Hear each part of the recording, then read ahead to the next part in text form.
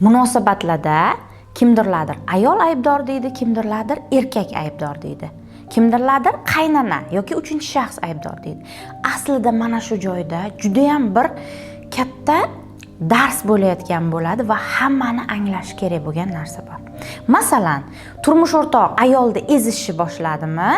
Aslida u turmush o'rtoq shu ayoli orqali boshqa bir og'riqni bosayotgan bo'ladi. Masalan, uni tashlab ketgan qiz yoki bo'lmasa qachonlardir unga turmushga chiqmagan qiz bo'lishi mumkin yoki uni kamsitgan onasi bo'lishi mumkin va mana shu oldingi og'rig'i bosish uchun ayolni ezadi. Endi ayolni oladigan bo'lsak, ayol turmush o'rtog'iga nimanidir talab qo'yyaptimi, qilib bera olmayapsan deb undan norozi bo'lyaptimi, demak uni otasi qachonlardir qilib bera olmagan. Shunaqa munosabatlarda hech kim aybdor emas. Kimdir aybdor, ajrashishing kerak degan insonni ko'rsangiz, qoching undan. Chunki u natija bermaydi. Ayol erim yomon deb qochdimi, boshqa erkak bilan o'sha darsdan o'tadi.